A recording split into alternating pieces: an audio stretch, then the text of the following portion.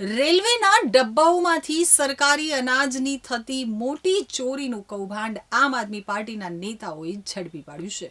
સુરતમાં ટ્રેનની બોગીમાંથી અનાજ ચોરી કૌભાંડનો આમ આદમી પાર્ટીના નેતાઓએ પર્દાફાશ કર્યો છે। તો મકર સંક્રાંતિના દિવસે આમ આદમી પાર્ટીના નેતાઓએ રેલવેના ડબ્બામાંથી સરકારી અનાજ વારોબાર ચોરી કરવાનું મોટું કૌભાંડ ઝડપી પાડ્યું છે। આમ આદમી પાર્ટીના સુરત શહેર ઉપપ્રમુખ કેપી પાનસુરિયા, વોર્ડ નંબર 2ના સહપ્રભારી અશોકભાઈ બલર, વોર્ડ નંબર 1ના પ્રભારી પ્રફુલ્લ રાસડિયાના ધ્યાનમાં આવ્યું કે સુરતના ઉત્તરાયણ રેલવે સ્ટેશન નજીક મનીષા ગરનાળા પાસે ગુડ્સ ટ્રેનની બોગીમાંથી બારોબાર સરકારી અનાજ ચોરી કરવાની ઘટના ઘટી રહી છે। જે બાબતે તેમણે આમ આદમી પાર્ટી સુરત લોકસભા ઇન્ચાર્જ રજનીકાંત વાઘાણીનો સંપર્ક કરતા તમામ ઘટનાસ્થળે પહોંચ્યા હતા। ટ્રેનના લગભગ દરેક ડબ્બા ઉપર વ્યવસ્થિત સીલ મારેલું હોય છે અને પુરવઠા વિભાગનો સિક્કો પણ છે। જે ડબ્બામાં ચોરી થયાનું ધ્યાનમાં આવ્યું ત્યાં સીલ પણ સૂતળીની દોરીથી મારેલું હતું। એનો અર્થ એવો થયો કે સુનિયોજિત રીતે આ સીલ આસાનીથી તોડી શકાય અને ચોરીની ઘટનાને અંજામ આપી શકાય તે રીતનું હતું। ડબ્બાની બાજુમાં નીચેની જગ્યાએ ખોદેલા ખાડામાં આશરે 15 થી 20 અનાજની બોરીઓ નાખેલી હતી અને બિનવારસી હાલતમાં પડેલી હતી।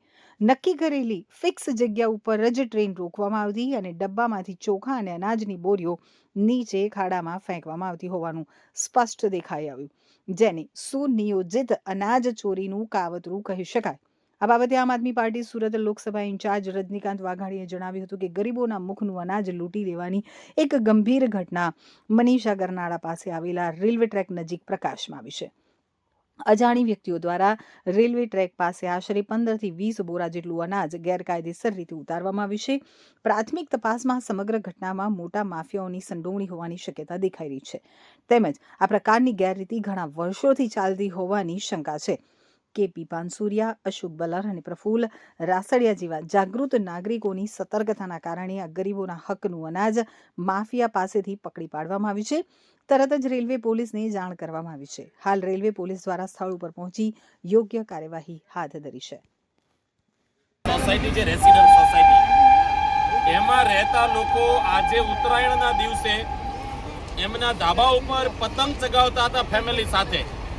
તો કોઈકનું ધ્યાન પડ્યું કે આજે ટ્રેન ઊભી છે, ટ્રેનમાં કોઈ દરવાજો તોડે છે, સીલ ખોલે છે અને એમાંથી માલ લે છે।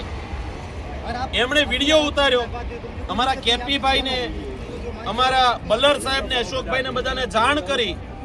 અહીંયા સોસાયટીના જાગૃત લોકો પણ અહીંયા હાજર છે। એમણે અમને જાણ કરતા અમે તાત્કાલ પહોંચ્યા। અમારા સાથી મિત્ર પ્રફુલભાઈ રાછડિયા પણ અહીંયા આવ્યા છે અને જેમ કેપીભાઈએ કહ્યું કે અહીંયા જે આ જે લોખંડના પાટા મૂક્યા છે એ એટલા વ્યવસ્થિત રીતે ગોઠવેલા છે કે આજની માટે આ ચોરી નથી।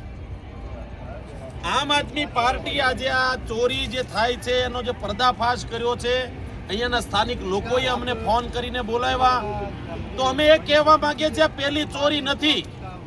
હમણાં મને એક અલ્ટ્રાટેકનું પણ એક સીલ મળ્યું હતું। ભાઈ આ તો રેલવે ટ્રેક છે, અહીંયા કેમ કોઈ સીલ હોવા જોઈએ? સીલ તો અહીંયા મારેલા હોય। ગાડી કોઈ સ્ટેશનથી ઉપડે, એ ચાહે સુરત ઊભી રહે, એ ચાહે વલસાડ ઊભી રહે, નવસારી ઊભી રહે, જ્યાં ઊભી રહે ત્યાં તો સીલ તો ત્યાં હોવા જોઈએ।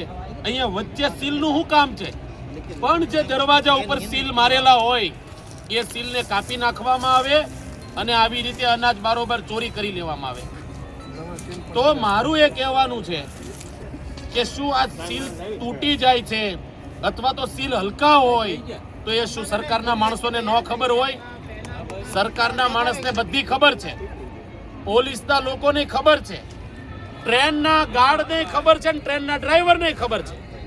આ આખી જે ઘટના બની છે આની અંદર ઉપરના મોટા મગરમચ્છથી લઈને નાની માછલીઓ સુધીના તમામ વ્યક્તિ આમાં સામેલ છે, બધાને ખબર છે। એટલે મારી આ વિડીયો જોનારા તમામ મિત્રોને વિનંતી છે કે આ જે તમારા અને મારા નસીબમાં જે રાશનનું અનાજ છે, આ અનાજ છે ચોખા, આ ગરીબોના પેટમાં જવા જોઈએ। આ માફિયાઓ આ અનાજ બારોબાર વેચી અને બંગલા બનાવે છે। ભાજપના લોકો મોટા હાથી જેવા થઈ ગયા, પાડા જેવા થયા છે। જાગો મિત્રો, એ મારી વિનંતી છે। અમારા મિત્ર અશોકભાઈ બલર પણ છે, અશોકભાઈ એમને વાત રજૂ કરશે। અશોકભાઈ। આજે જ્યારે ઉત્તરાયણનો પર્વ છે, લોકો પોતાના ધાબા ઉપર આ પર્વ ઉજવી રહ્યા હતા પતંગ ચગાવીને, ત્યારે અમારા જાગૃત નાગરિકો, અમારા મિત્રો જે અહીંયા સામે જ રહે છે રાધેની અંદર, એનો બપોરે 1 વાગ્યા મારી ઉપર ફોન આવ્યો, કશુભાઈ તમે ક્યાં છો? મેં કીધું ઘેરે છો. એ કે સામે રેલવે ગાડી જે માલગાડી આવી છે તેની અંદરથી ચોખાના કટ્ટા 15 ચોખાના કટ્ટા અમે ભાળીએ એમ બહાર ફગાવે છે. અમે વિડીયો ઉતાર્યો છે.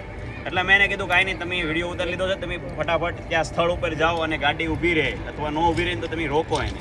અને ત્યાં અમે આવીએ છીએ. એટલે મેં ત્યાં તરત ત્યાંથી નીકળી અને અમારા પાર્ટીના દરેક મિત્રો, રજનીભાઈ વાઘાણી, કેપીભાઈ પાનસુરિયા, બબુલભાઈ, આ બધાને કોન્ટેક્ટ કરી અને બોલાવ્યા અને અહીંયા આવી અને પોલીસને પણ ફોન કર્યો. ત્યારે પોલીસે એવો જે જવાબ આપ્યો ને એ પણ સાંભળીને આપણને એમ થાય કે આ લોકો આપણી સેવા માટે છે કે આ લોકો જે લૂંટનારાઓ છે એની સેવા કરે છે. કારણ કે 139માં જ્યારે રેલવેને ફોન કર્યો એના જાગૃત નાગરિકોએ, તો જે આરપીએફના પોલીસ એવા એણે એવું કીધું કે ભાઈ તમારે 139માં ક્યાં માટે ફોન કરવાનો હતો? તમારે મને કહેવાનું હતું ભાઈ, તમને ફોન કરીને જાણકારી આપીએ છીએ કે જેથી કરીને તમે સ્થળ ઉપર આવો અને આને પકડો.